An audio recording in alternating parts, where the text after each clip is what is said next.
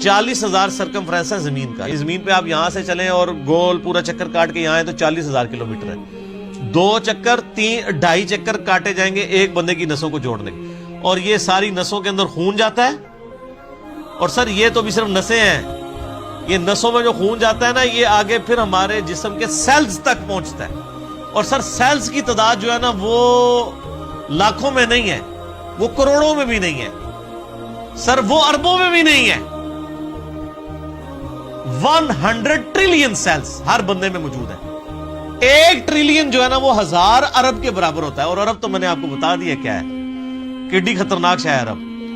1000 ارب ہوں تو 1 ٹریلین بنتا ہے. تو 100 ٹریلین سیلز ہر بندے کے اندر موجود ہے, ایک ایک بندے کے اندر. ان کے اندر آکسیجن جاتی ہے, اس کی ڈویژن ہوتی ہے. اور اگر یہ خلیوں کی ریپروڈکشن ڈسٹرب ہو جائے تو کینسر بن جائے. سر ایک انسان کے 100 ٹریلین سیلز ان کے اوپر کنٹرول کر سکتا ہے کہ یہ صحیح صحیح کام کریں. پوری دنیا نے انسان مل کے بھی کھلی عدد حساب رکھ سکتے ایک بندے نے. تو یہ کس نے حساب رکھا؟ اللہ. 100 ٹریلین سیلز. اور سائنٹسٹ کہتے ہیں کہ اتنا بڑا فگر ہے کہ اگر انگلینڈ جیسے 30 ملک ہو, کتنے 30 ملک انگلینڈ جیسے, اور 30 کے 30 صرف درخت ہی اگے ہوئے ہوں اس کے اوپر, ان درختوں کے جتنے پتے ہوں گے نا وہ 100 ٹریلین سیلز بنتے ہیں جو ایک بندے کے اندر اللہ نے رکھ دیا. اور سر یہ سیلز آپ یہ نہ سمجھیے گا کہ کوئی اینٹ یا بجری ہے. ایک ایک سیل جو ہے نا اس کے اندر پورا ایک پاور سسٹم ہے. ایک اگر سیل بنانا پڑ جائے نیو یارک سٹی جتنی جگہ چاہیے اس کے اندر جتنے سسٹم ہے. جی زندگی کی تو میں بات ہی نہیں کر رہا, زندگی تو کوئی ڈال ہی نہیں سکتا اس کے اندر جو سسٹمز لگے ہوئے ساری کی ساری چیز. اور یہ ایک انسان کی بات ہو رہی ہے سر, ایک انسان کی. اور یہ صرف سیلز کی بات ہو رہی ہے. ابھی یہ نہیں بتایا جا رہا کہ وہ سیلز کیسے ڈیسائیڈ کرتے ہیں کہ کن سیلز نے آنکھیں بننا ہے, کس نے گردے بننے ہیں. یہ سیلز تو ایک جیسے ہی ہیں. یہ کون ڈیسائیڈ کرتا ہے ماں کے پیٹ کے اندر کہ یہ جو ایک گوشت کا لوتھڑا ہے اس نے کچھ عرصے بعد ڈیسیژن کرنا ہے کہ اس نے اتنے سیلز نے مل کے گردہ بنا دینا. اور سر گردہ اس کا پھر فنکشن بھی بنانا ہے سر, خالی گردہ نہیں بنانا, اس نے دل بنا دینا ہے. اور سائنٹسٹ کہتے ہیں یہ آنکھیں تو سمجھ سے باہر ہیں کہ اس کے اندر تو شیشہ ہے. گوشت میں کوئی ایسی چیز نہیں جو شیشہ بنا دے, شیشہ بھی بن جاتا ہے. اور خالی بنتا نہیں ہے, اس کے اندر بنائی ہے. صرف آنکھ میں بولوں نا میرے بھائی 1 گھنٹہ چاہیے. یہ آنکھ کیا چیز بنا دی اللہ نے. پھر پھیپڑے ہیں, گردے ہیں, جگر ہے. ایک ایک بندے کی یہ چیزیں کنسیڈر کریں تو انسان یہ میریکل ہے. یعنی انسان خود بہت, یہی تو اللہ نے فرمایا سنوریہم آیاتنا فی الآفاق وفی انفسہم. ان قریب زمین و آسمان میں اور تمہاری جانوں میں ایسی نشانیاں دکھائیں گے تم چیخ اٹھو گے کہ اللہ حق ہے. سر ایک بیج کے اندر اتنا ڈیٹا موجود ہے کہ جتنی انسانی تاریخ میں کتابیں لکھی گئی ہیں. یہ سیڈ خود اللہ تعالیٰ کا بہت بڑا معجزہ ہے. ایک بیج آپ زمین میں بوتے ہیں تو 6 ارب گنا بڑا درخت بن جاتا ہے. اور ارب تو آپ کو پتا ہے کتنا ہوتا ہے, 6 ارب گنا بڑا درخت اس ایک بیج. اور یہ بیج تو آپ کو صرف نظر آ رہا ہے نا, زمین و آسمان کی ساری مخلوقات مل کے ایک بیج نہیں بنا سکتی, ایک بیج نہیں بن سکتا. آپ کو تو یہ بے قدر نظر آ رہا ہے, لیکن سر اس بیج کے اندر وہ ڈیٹا ہے, ایک ایک چیز پروگرام ہے کہ اس سے جو درخت بننا ہے اس کے پتوں کا کلر کیا ہوگا, اس کے تنے کا سائز کیا ہوگا, اس سے فروٹ کون سا اگنا ہے, اس فروٹ کے پکنے کی ٹائمنگ کیا ہوگی. ایک ایک جو ڈیٹا ہے نا وہ یہ ہارڈ ڈسک, یہ بیج ہے. اور سر آپ نے تربوز کبھی کاٹا ہے, اس کے اندر سے کتنے بیج نکلتے ہیں. آج کا سردیاں امرود کھایا ہے, کتنے بیج نکلتے ہیں. ایک ایک بیج کے اندر کروڑوں امرودوں کا ڈیٹا موجود ہے. ظاہر ہے کہ جی آپ ایک بیج کو بوئیں گے تو ایک اور درخت نکل آئے گا سر, اس کے ساتھ سینکڑوں ہزاروں امرود لگیں گے. ایک دفعہ نہیں, آپ توڑیں گے اگلے سیزن میں پھر لگ جائیں گے. وہ نکلا کس سے ہوا ہے؟ ایک بیج سے. اور وہ ایک بیج خود ان ہزاروں بیجوں میں سے ہے جو ایک امرود سے نکلتا ہے. ایک امرود ہی جو ہے انبلیویبل چیز ہے. میں تو یقین کریں جب یہ یعنی تربوز کاٹتا ہوں میں پریشان ہو جاتا ہوں کہ کہاں بیچ میں ایڈجسٹ کیے ہوئے بیج. اور یہ جو تربوز آپ کاٹ رہے ہیں سر, یہ آپ اربوں تربوز کاٹ رہے ہیں, کیونکہ ہر بیج کے اندر ایک تربوز ہے. اور وہ جو اس بیج سے تربوز نکلے گا اس کے اندر کتنے آگے بیج ہوں گے, اور ان بیجوں کو بوئیں گے تو ان سے آگے کتنے تربوز نکلیں گے. اور اب کوئی بیوقوف ہوگا نا جو کہ یہ خود بخود ہو رہا ہے، اگر کوئی کہتا ہے یہ خود بخود ہو رہا ہے تو آپ کر کے بتا دیں. ہم آپ سے کہتے ہیں کہ آپ بیج بنا دیں، ہمیں بیج بنا کے کو بتا دیں. اس سے بھی آسان کوسچن دیتے ہیں آپ کو، بیج تو نہیں آپ بنا سکتے، ہم آپ کو انڈا دیتے ہیں توڑ کے، آپ اس سے چوزا بنا کے بتا دیں. انڈا تو بنانے کا آپ کو کہہ ہی نہیں سکتے نا جناب، وہ تو آپ کو بھی پتا ہے. زمین و آسمان کی ساری مخلوقات مل کے ایک انڈا نہیں بنا سکتی. اور مجھے اگر آپ بتائیں کہ اگر کسی شخص کو یہ نہ پتا ہو کہ چوزا انڈے سے نکلتا ہے، آپ اس کے سامنے الٹے بھی لٹک جائیں نا، وہ ماننے کے لیے تیار نہیں ہوگا. یار اس میں سے کیسے چوزا نکل سکتا ہے؟ اس کو تو پورا سسٹم ہے، اس کے تو ایک پوری ایروفائل سٹرکچر ہے اس کے پروں کی، اس کے اندر پورا ایک یعنی کھانے پینے کا نظام ہے، وہ پوری ایک زندگی ہے. اس لیسدار مادے سے بنتی ہے، اندر جا کے کون بنا دیتا ہے؟ کوئی ماننے کے لیے تیار نہیں ہوگا. اسی لیے میں ایک جملہ بولتا ہوں کہ اس کائنات میں جو کچھ ہو رہا ہے نا وہ معجزہ ہے، جو کچھ ہو رہا ہے. لیکن چند معجزات کے ہم عادی ہو چکے ہیں، اس لیے ہمیں معجزے لگتے نہیں ہیں. سر مردے کے زندہ ہونے سے بڑا معجزہ ہے انڈے میں سے چوزے کا نکلنا. وہ مردہ زندہ ہو جائے لوگ کہیں گے یہ بہت بڑا معجزہ ہو گیا، اس لیے کہ ہم عادی نہیں ہیں. سر اس سے بڑا معجزہ انڈے میں سے چوزا نکلنا ہے.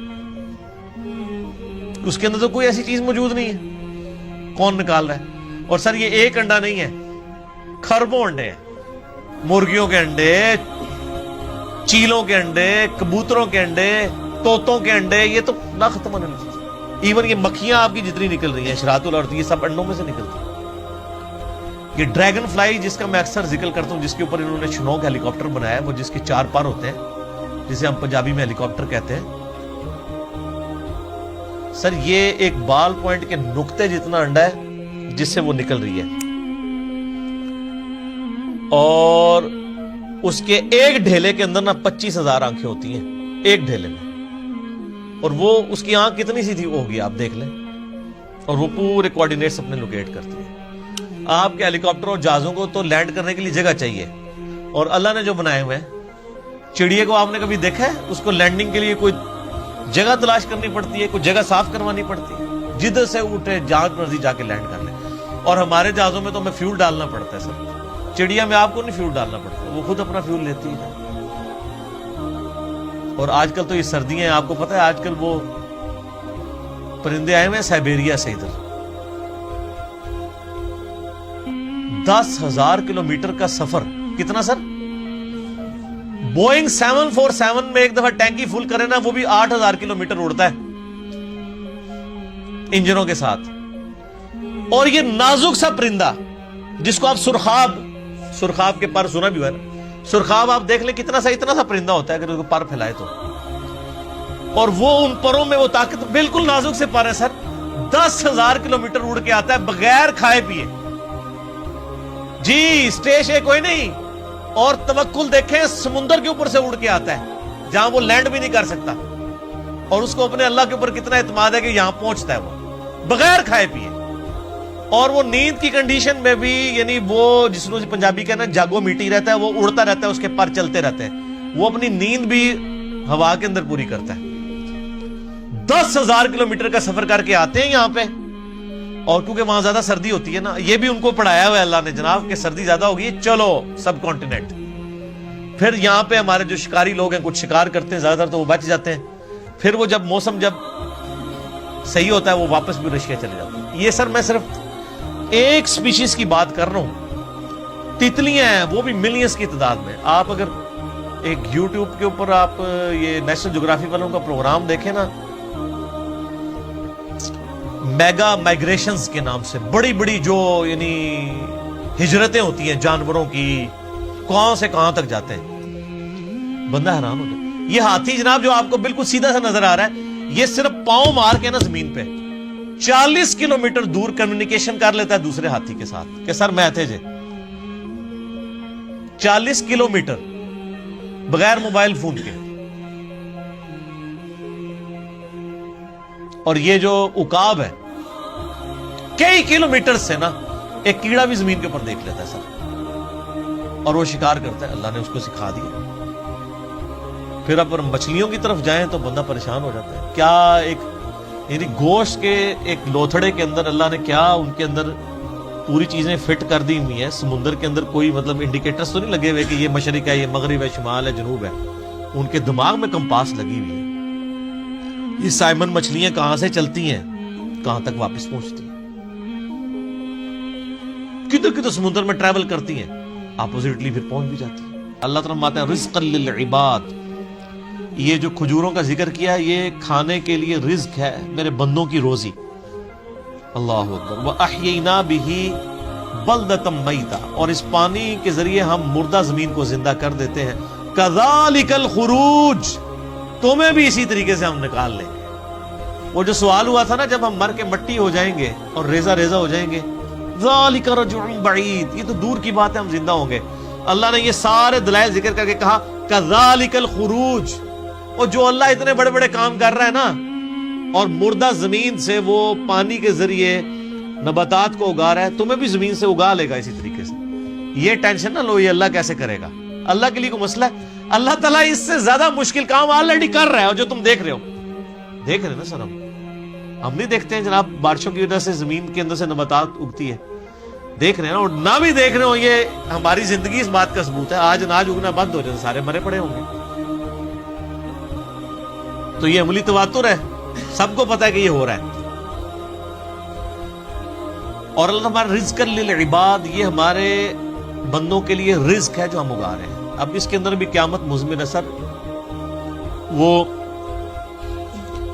بیمار لوگ جب ڈاکٹروں کے پاس جاتے ہیں نا تو وہ ڈاکٹر کہتے ہیں اور ڈاکٹر صاحب اینے چاول کھاتے سن بس طبیعت خراب ہو گئی. اب چاول تو منع تھے.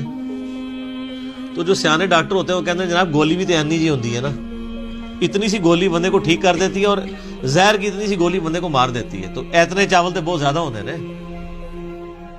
یعنی رزق ہے چاول، لیکن اگر وہ بھی ہمارے جسم رسپانس نہ کرے اس کو تو ہمارے لیے بیماری بن جاتا ہے. تو یہ زمین میں جتنی چیزیں ہم کھاتے پیتے ہیں اگر یہ کمپیٹیبل نہ ہو، اس کے لیے کمپیٹیبلٹی کا لفظ انگلش میں استعمال ہوتا ہے ہمارے جسم کے ساتھ. تو سر یہ تو ایک قطرہ ٹپکاتے ہی، یہ آم جو آپ چوس رہے ہیں، آم کی ایک ڈراپ زبان میں رکھتے ہی بندہ مر سکتا ہے اگر یہ ہمارے جسم کے ساتھ کمپیٹیبل نہ ہو. ایک قطرہ مارنے کے لیے کافی ہے. تو رزق للعباد میں قیامت مضمر ہے کہ ہم نے یہ صرف چیزیں اگائی نہیں ہیں، بندوں کے ساتھ کمپیٹیبل کر دی ہیں کہ یہ کھائیں گے ان کے جسم ہضم کریں گے. دیکھیں نا انسان گوشت بھی کھاتا ہے جناب، سبزیاں بھی کھاتا ہے، کس طریقے سے ہضم ہوتی ہے. اگر یہ ہضم نہ ہو زبان پہ رکھتے ہی بندہ مر بھی سکتا ہے. آپ ذرا شیر کے سامنے تازہ ترکاری لا کے رکھتے ہیں جناب اگا کے، وہ جناب اس کو سونگے گا بھی نہیں. کیوں؟ اس کو پتہ ہے میرا رزق نہیں ہے. اور بکری کے سامنے آپ لا کے بہترین جناب چھوٹے گوشت کا، یا چھوٹا گوشت تو چلو اسی کا ہوگا، وہ کہے گی یار میں نہیں کھاتی، غیبت ہی نہ ہو جائے، مردہ پائی کا گوشت. وہ دے سامنے جناب مچھلی لے آ کے رکھ دو، تسی موٹا گوشت لے آ کے رکھ دو، کھائے گی بکری؟ تو دیکھ لیں کمپیٹیبل. اور پھر جو اللہ نے دودھ بنا دیا ہے، اور سورۃ النحل میں اللہ تعالیٰ فرماتا ہے نا کہ گوشت اور گوبر کے اندر سے، خون اور گوبر کے اندر سے ہم تمہیں دودھ پلاتے ہیں. سر دودھ کی تو آپ کو امپورٹنس کا نہیں پتا. اس وقت جتنی انسانیت زندہ ہے دودھ کے اوپر ہے. دودھ ختم ہو جائے نا تو بچے بڑے ہی نہیں ہو سکتے. ابھی آپ روٹی کھا رہے ہیں نا، بچپن تو سب نے دودھ پیا ہوا ہے. انسانیت جو بڑی ہوئی ہے وہ کس کے اوپر ہوئی ہے؟ دودھ کے اوپر. اگر دودھ نہ ہو، یا دودھ بھینسیں دینا یا گائے بند کر دے، تو سر انسانیت نے کہاں سے بڑا ہوگا؟ یہ آپ خشک بھی پیکٹوں کا دودھ بھی جو ہے وہ اسی سے بنایا جاتا ہے. افعینا بالخلق الاول، کیا ہم پہلی دفعہ بنا کر تھک گئے ہیں؟ ہائے ہائے، پہلی دفعہ کو کام کرنا جو ہے نا مشکل ہوتا ہے، دوبارہ تو بڑا آسان ہوتا ہے. یہ بھی قرآن پاک میں آیت آتی ہے کہ جس نے پہلی دفعہ پیدا کیا وہ دوبارہ بھی پیدا کر سکتے ہیں. تو اللہ تعالیٰ ہمارے کیا ہم پہلی دفعہ بنا کے تھک گئے؟